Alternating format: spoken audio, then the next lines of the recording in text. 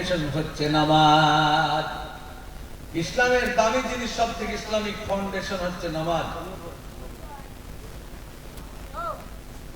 ইসলামের সব থেকে দামি জিনিস ফাউন্ডেশন হচ্ছে নামাজ। বুঝতে পেরেছেন? নামাজ যার নাই তার কিচ্ছু নাই, নামাজ পড়তে হবে না। রুকসানা এবং রুহুল আমিন তিনি দান করেছেন এখানে নগদ 500 টাকা। আল্লাহ তার দানকে কবুল করুন, আল্লাহুম্মা আমিন।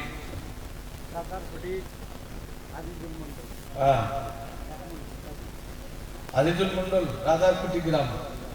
সুবহানাল্লাহ। আজিজুল নামে কোথায় গো চাচাই আমার ছিল, এ বসে থেকে শীতের বেলায় এখন ভুট্টে দান দিল।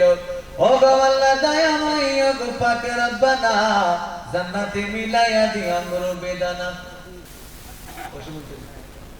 মাশাআল্লাহ, কসিমউদ্দিন তিনি এখন ভুট্টা দান করেছেন। আল্লাহ তার দানকে কবুল করুন, আল্লাহুম্মা আমিন।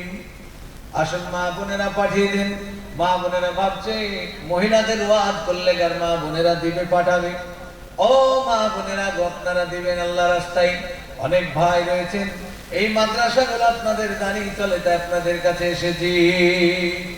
বাপজিরা, যে নারী নামাজ পড়বে সেই নারীকে আল্লাহ যে কোনো জান্নাতের গেট দিয়ে ঢোকার অনুমোদন দিবেন। নামাজ হচ্ছে ইসলামিক ফাউন্ডেশন।